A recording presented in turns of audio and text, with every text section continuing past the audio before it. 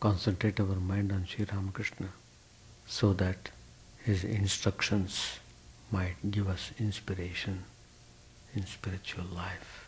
Tamaso ma jyotirgamaya asato ma sadgamaya tamaso ma jyotirgamaya mrityormamritangamaya. Om Shanti Shanti Shanti. Let us offer our salutations to Sri Ramakrishna, the embodiment of all religions, the Supreme God incarnate. Let us pray to Him for knowledge, devotion, so that we move onwards in our spiritual path. Unless we walk through the spiritual path, how can we reach the goal? So, the spiritual ideas must be practiced in a definite way. That's the meaning of walking through spiritual path. That means we must doing practices willingly. We must not stop them for any reason. Coming to the chapel, participating in the prayers, attending the class, to hear the spiritual ideas, they all form discipline. Mind gives some reason to get away from the discipline, but we lose by that way. Particularly those who follow the spiritual instructions of Sri Ramakrishna should not stop doing spiritual sadhanas for any reason. We are here to contemplate on the instructions of Sri Ramakrishna. Every word he spoke has a great spiritual significance. So, it is very important to understand these teachings in a clear way. Sri Ramakrishna visited Keshachandra Sen. He had a long talk. After everything was over, Sri Ramakrishna was returning back to Dakshineshwar. When he was coming down from upstairs, he found the house was not properly lighted. Sri Ramakrishna makes a significant remark. He tells, the house must be well lighted. A house without light becomes stricken with poverty. This instruction, though it looks very simple from outside, it has got great significance from the spiritual point of view. Whatever Sri Ramakrishna has said has got immense spiritual value. Why are we not happy? Why are we suffering in this world? Why do we stumble in life again and again? Why are we facing so many problems?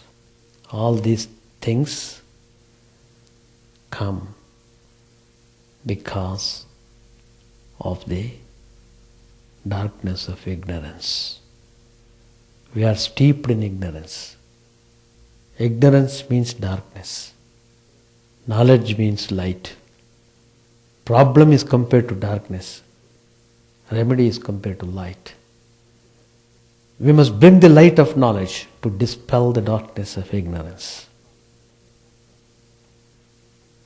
So let us try to understand the instruction of Sri Ramakrishna in this light.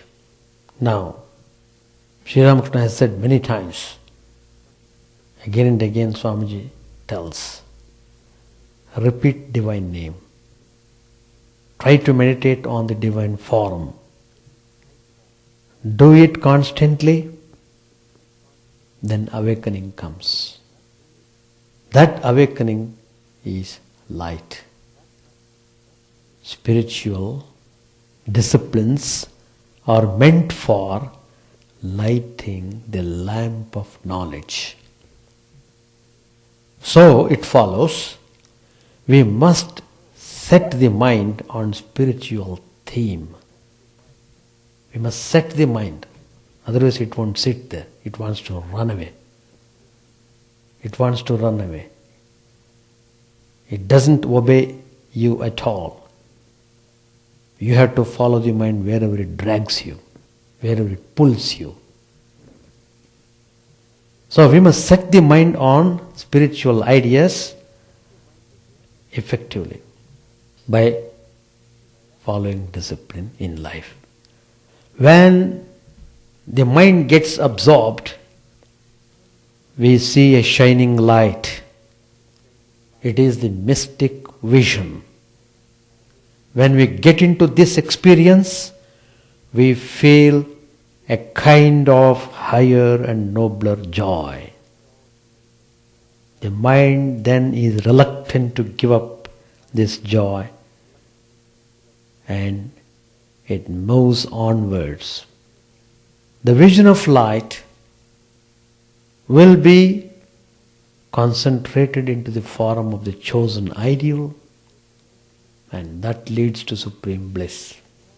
The more we try to enter within, reaching the inner and inmost recesses of our heart, the greater the light we will receive. The Divine Mother, the embodiment of light, is within every heart. She is within me, she is within you, she is everywhere, in everything. From the highest God in the heavens to the smallest insect on the earth. In the movable and the immovable, she is present everywhere. We must pray to her. We are under her realm. We are in this world means we are under her realm. That means we are in Maya. We are in her jurisdiction. So, that means Sri Ramakrishna is suggesting that in order to get mukti, in order to get liberation from suffering, we must worship Divine Mother. She holds the key in her hands. The realm of light will be opened unto us if she graciously unlocks the door. The spiritual prosperity will be there when the light is lighted. She manifests herself in a pure mind. The spiritual sadhanas, the disciplines, they're all meant to purify the mind. The light is within ourselves. We must dive deep within and we will discover the light. Ordinarily, the mind is active in the three lowest planes. We should understand this very carefully. All our minds, generally speaking, they are very active in the three lowest planes. What are those three planes? One is Mooladhara Chakra. That is, it is located between the origin of the reproductory organ and the anus. It is concerned with the most basic instinct of all, self-preservation. It is concerned with our animal nature. It links us to nature and the soil. It is concerned with survival and the fact of being. It has the adrenals, the fight or flight glands associated with it. It also regulates the senses of taste and smell. Mooladhara is located at the base of the spinal column. Our mind is very much there. That is why we find the animal nature prominent in us. The second one is Swadhisthana Chakra. It is associated with the prostatic plexus, the lumbar region, the sex urge, the procreative drive. The pleasure principle residing in this chakra extends to pleasure generally. So this is the center for pleasurable addiction to food and drugs and material comfort.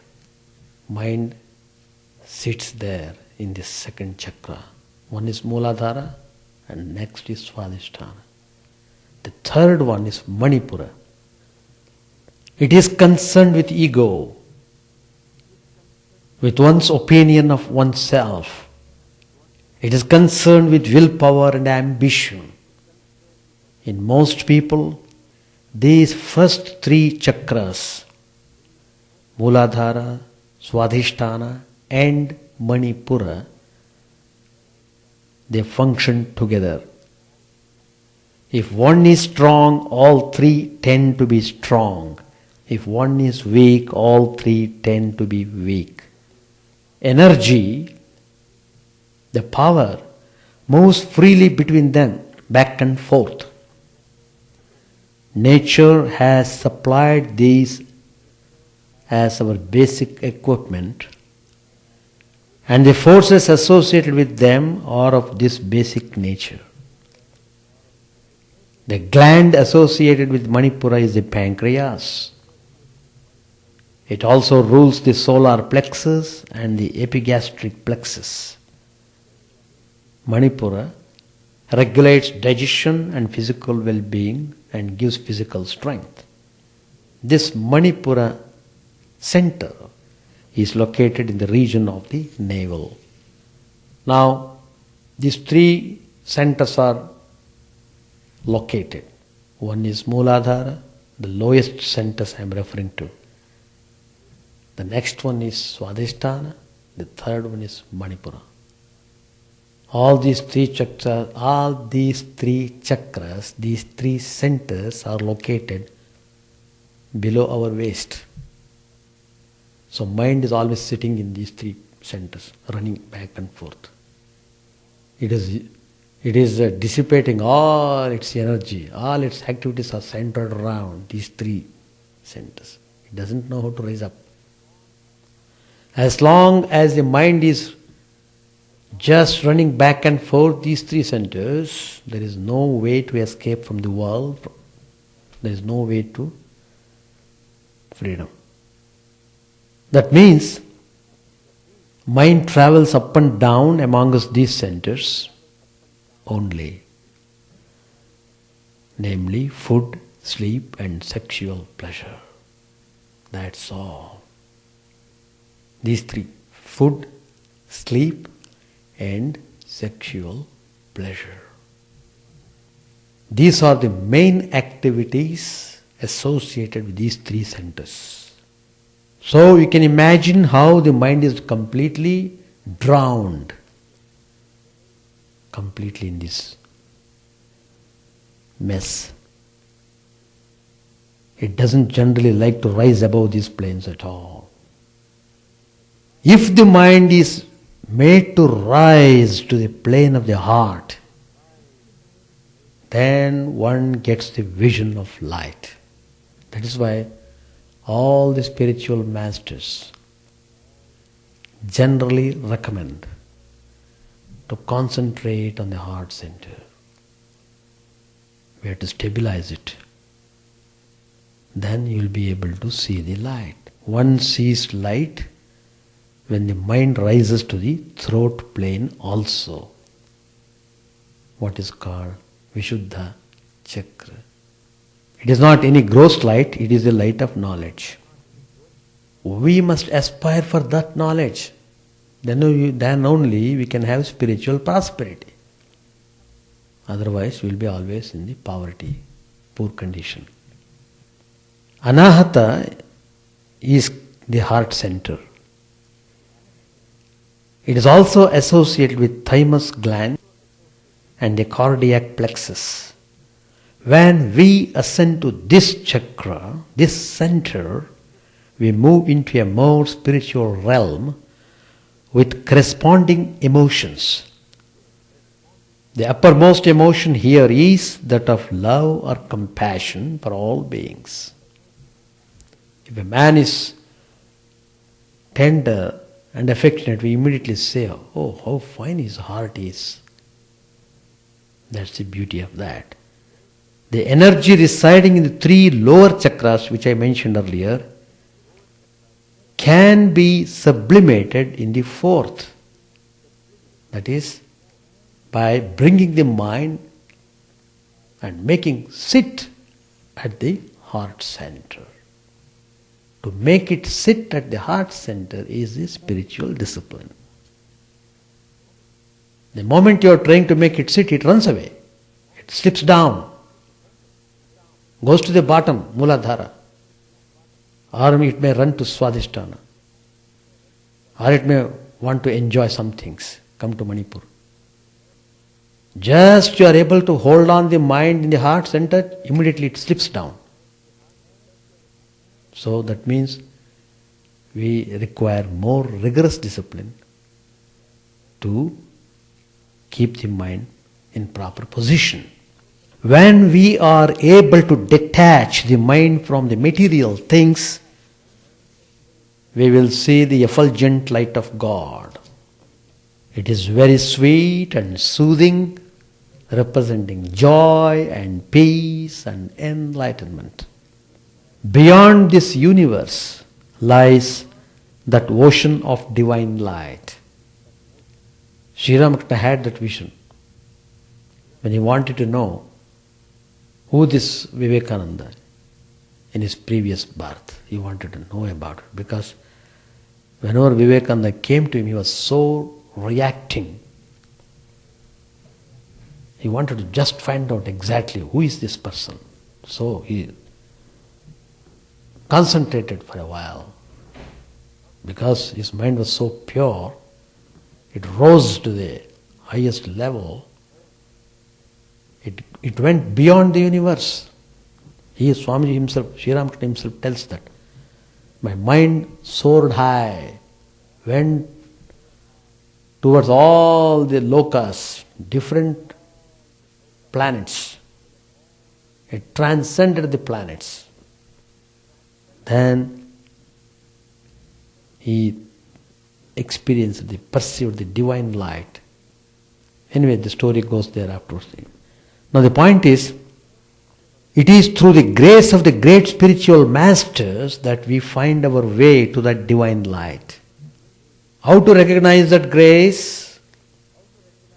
When we get initiation from the Guru, when we are inspired to take up spiritual life, when we get interest in the spiritual sadhanas, they are all indications of the grace of the spiritual masters. They help us to rise from the lower planes to the higher plane. Thus we get the inspiration to cross these seas of the material world and move into the ocean of divine light. Sri Ramakrishna said, he is pointedly telling, meditate on this portrait of mine, referring to himself, Sri Ramakrishna is telling about, you will have so many visions of light. Sri Ramakrishna is telling how fortunate we are. We have got spiritual master right in front of us. Why should we feel that we are poor? So that's all about lighting the lamp. The house must be well lighted. Every house, every body is a house of God. It must be well lighted. Spiritual lamp must be lighted properly. Try to keep the mind on the heart center always. Be watchful so that it may not slip down to lower centers and indulge itself in unpleasant things. That's the first important point which Sri Ramakrishna has said. The second point he is telling is that do your duty to the world after knowing God. With one hand hold on to lotus feet of the Lord and with the other do your work. Doing the work is all right. It doesn't say stop the work. No. Sri Ramakrishna used to tell a parable about the maidservant in a rich man's house. She does all the job of the home as if the home belongs to her. She fondles the child, she brings up the man's children as if they were her own. But in the heart of hearts, she knows that none of these belong to her. In the same way, we have to live in this world and do our duties. But in our heart of hearts, we must realize that nothing belongs to us. Our only true abode is at the lotus feet of the Lord, and that is where we must go. In favorable or in adverse circumstances, we must feel that we have none but Him and that we are serving Him through the faithful discharge of our allotted duties. We are in this world, that means we are having some duties. Perfectly all right. But we must be aware of the truth. The Lord's name is the only truth, everything else is unreal. To have faith in Him, to be devoted to Him, to praise His glories, these are the duties in life. How many of us are considering these as duties? Our conception of duty is entirely different. We think what we do, whatever we do is duty. No. We must have clear conception about the value of duties. As you have worldly duties, you have spiritual duties also. If you don't recognize it, that means you are not ready to have the spiritual peace. No matter how busy you may be in carrying out your duties, you must practice regular japa and meditation. Regular is very important. You may attend to 100 duties or earn $1 million, but know in our heart of hearts that all these are impermanent and someday will have to be left behind. The one abiding reality is God. So Sri Ramakrishna is warning, doing the duties, remembering God has immense spiritual benefit. Without that, it is simply a waste and leads you to utter frustration. That's the truth which Sri Ramakrishna has pointed out to us. Let us try to dwell upon these two main ideas which I have spoken now and move onwards in our spiritual path. Page 326, Sri Ramakrishna is telling, Surrender yourself to God and you will achieve everything. This is the stoutest hedge of all, for death himself cannot come near it. Yes, it is a strong hedge indeed. If you but realize God, you won't see the world as unsubstantial. He who has realized God knows that God himself has become the world and all living beings. When you feed your child, you should feel that you are feeding God. You should look on your father and mother as veritable manifestations of God and the Divine Mother and serve them as such. Here Sri Ramakrishna is presenting ideal. That means how important it is to note the family values. Everything has got a value in the creation. If a man enters the world after realizing God, he does not generally keep up physical relations with his wife. Both of them are devotees. They love to talk only of God and pass their time in spiritual conversation. They serve other devotees of God, for they know that God alone has become all living beings, and knowing this, they devote their lives to the service of others. Then the neighbor asked a question, "But sir, such a husband and wife are not to be found anywhere." Sri Ramakrishna said, "Yes, they can be found, though they may be very rare. Worldly people cannot recognize them. In order to lead such a life, both husband and wife must be spiritual. It is possible to lead such a life if both of them have tasted the bliss of God.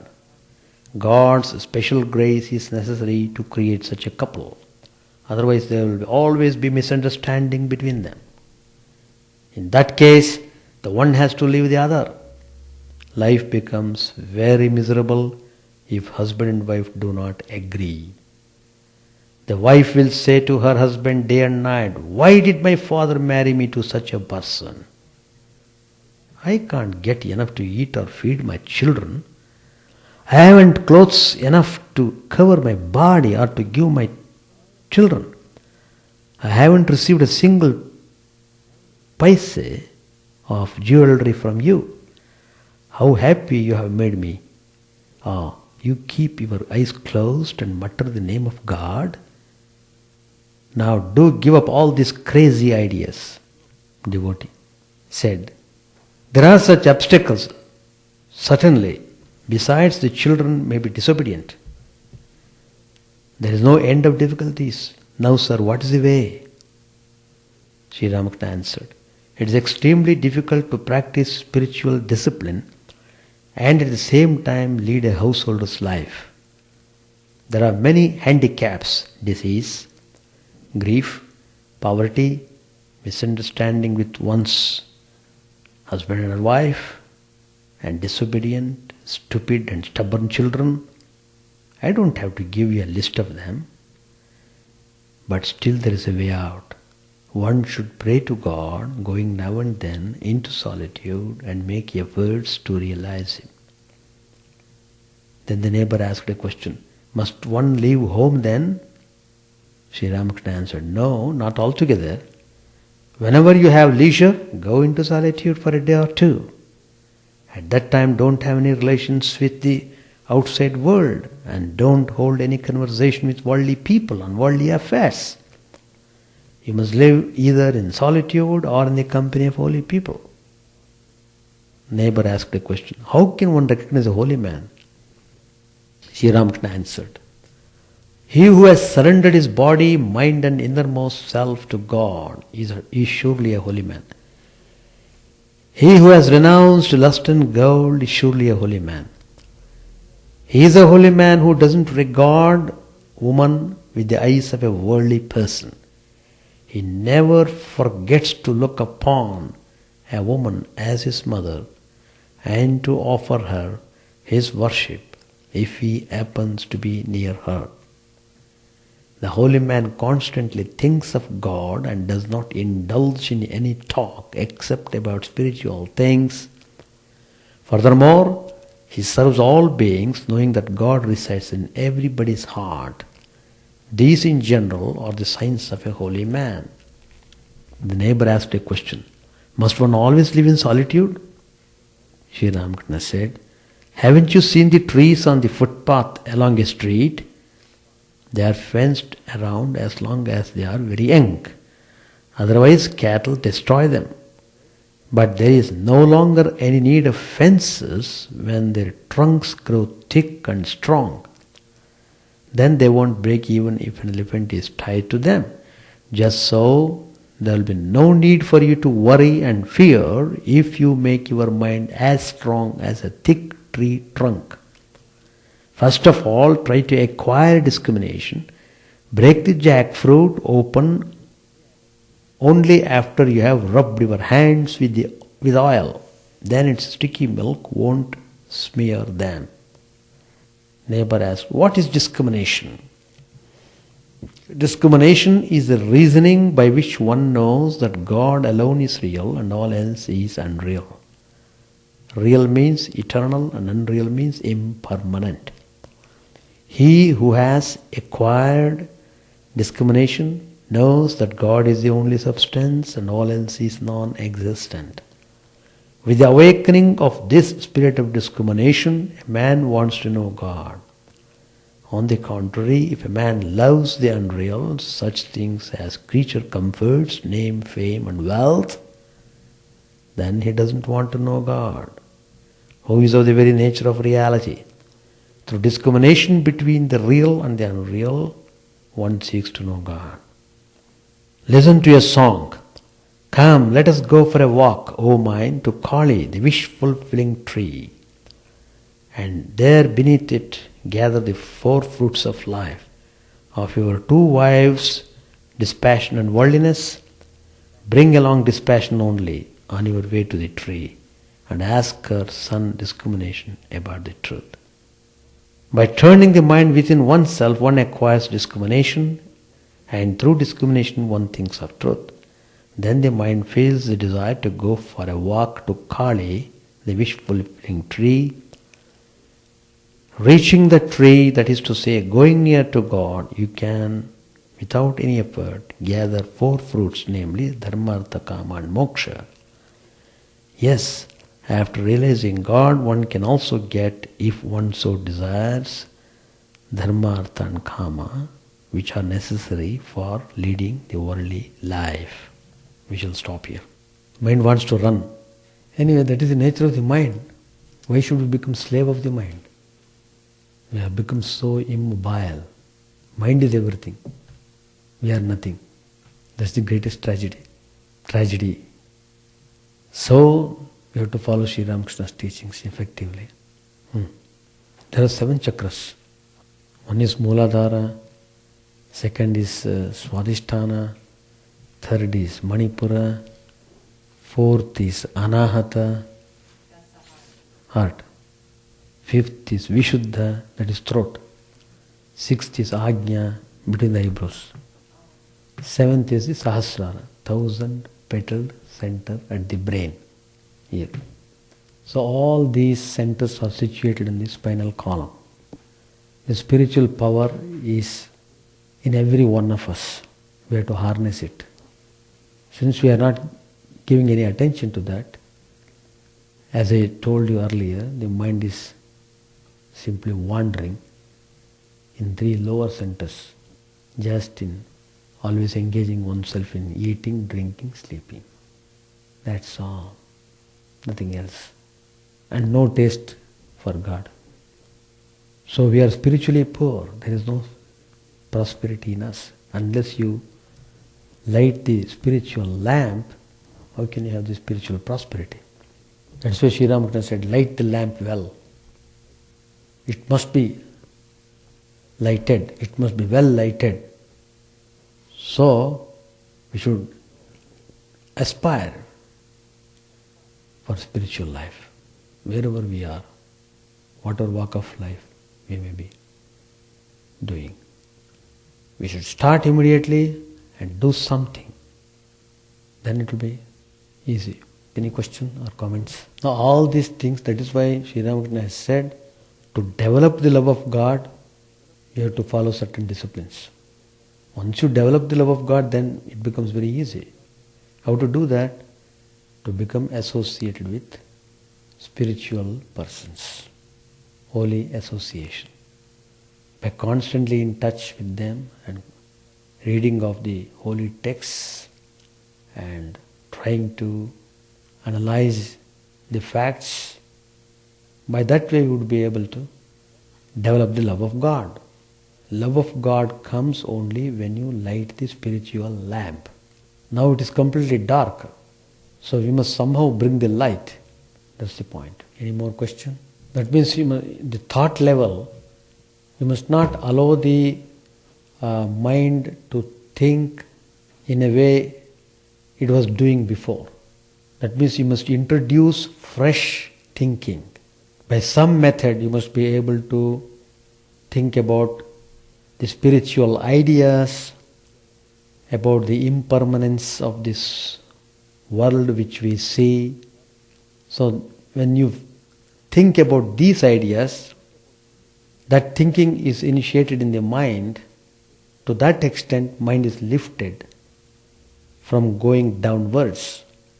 But if you stop thinking for any reason, again it slips down. It slips down with great velocity.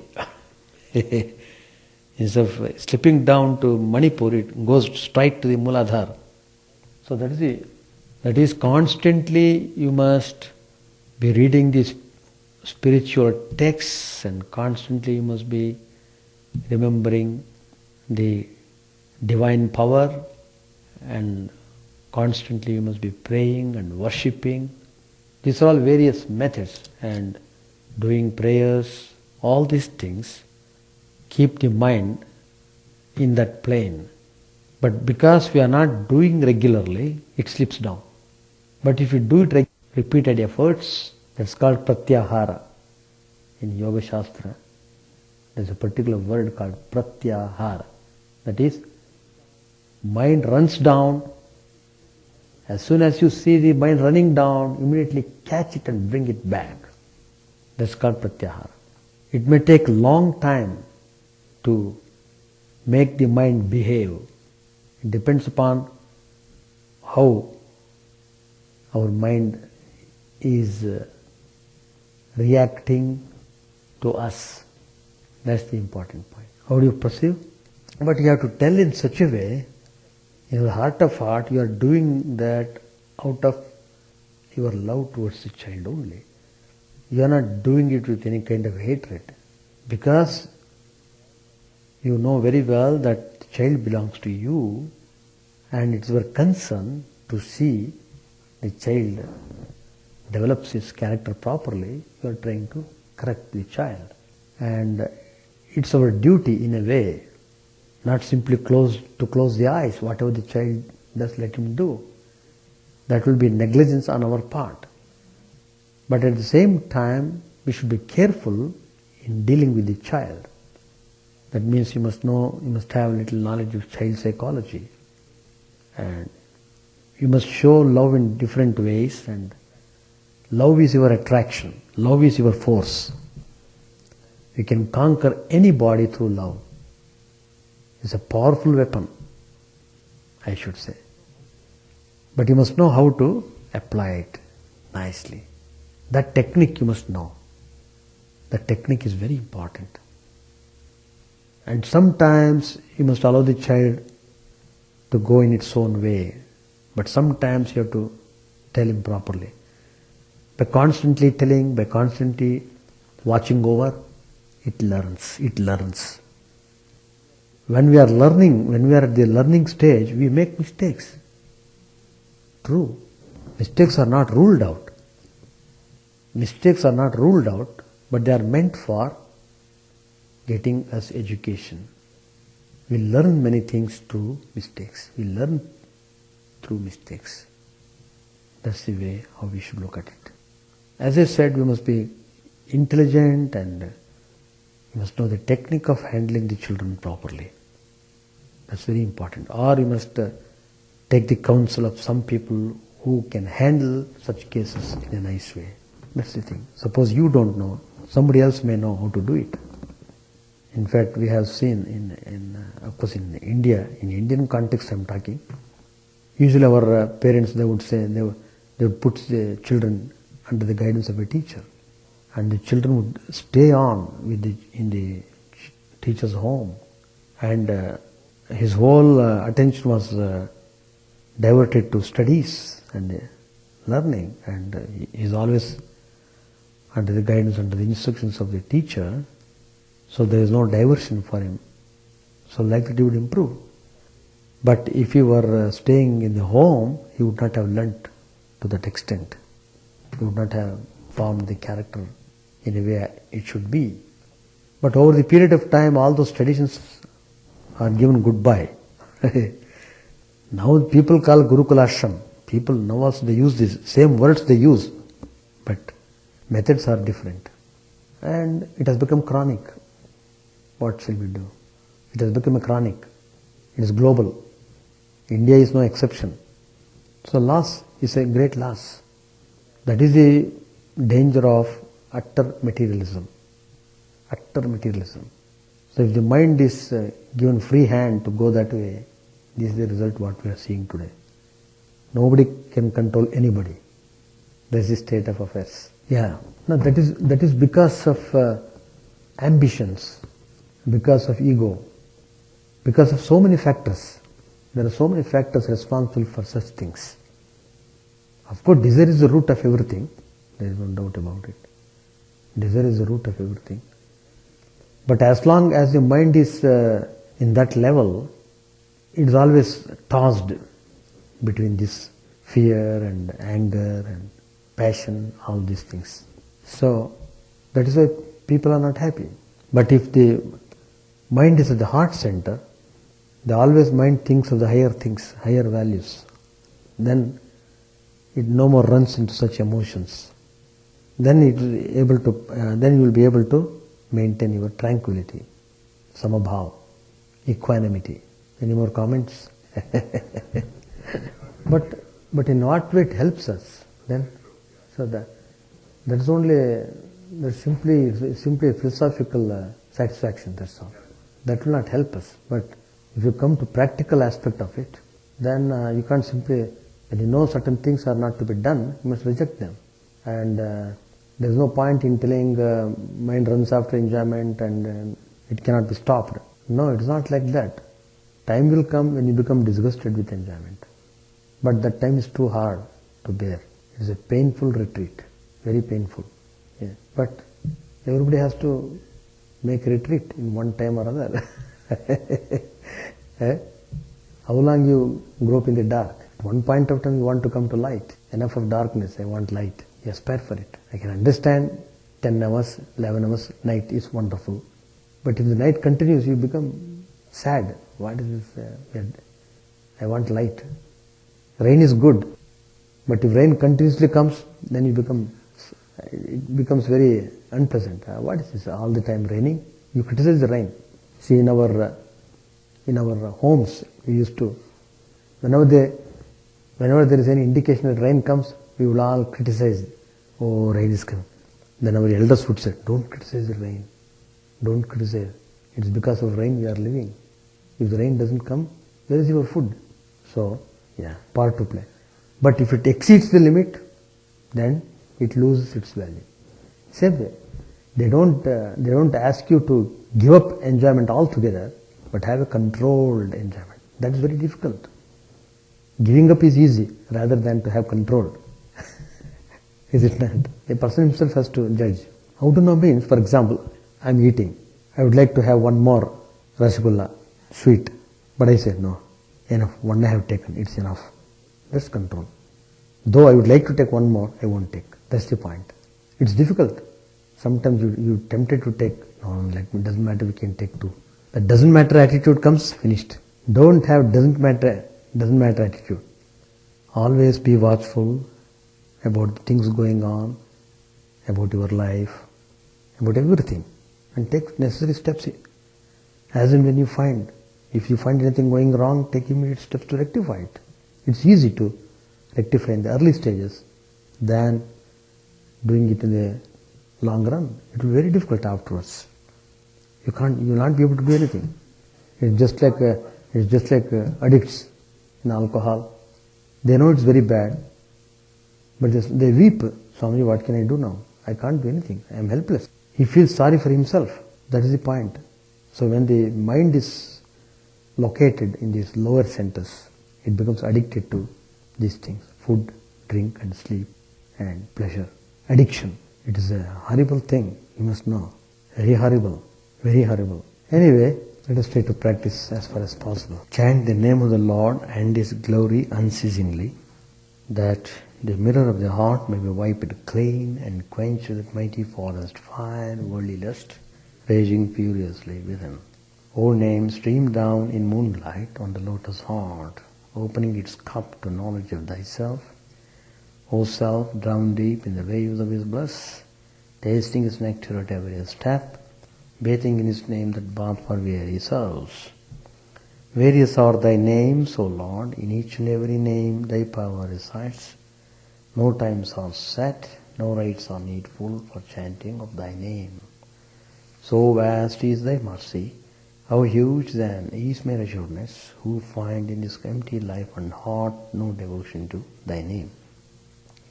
O my mind, be humbler than a blade of grass, be patient and forbearing like a tree, take no honor to thyself, give honor to all, chant unceasingly the name of the Lord.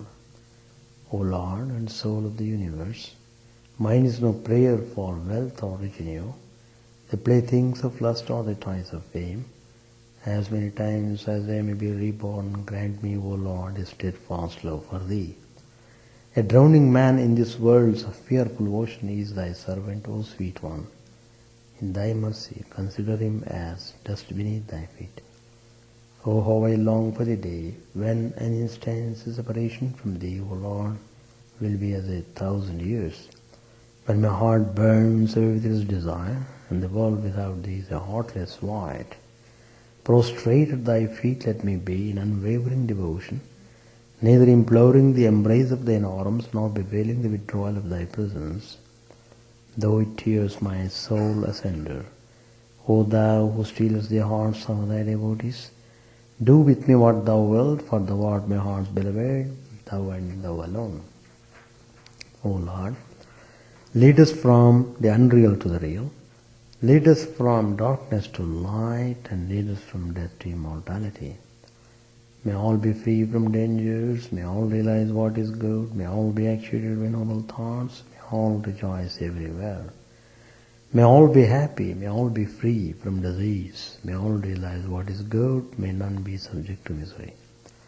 May the wicked become virtuous, may the virtuous attain tranquility, may the tranquil be free from bonds, may the freed make others free.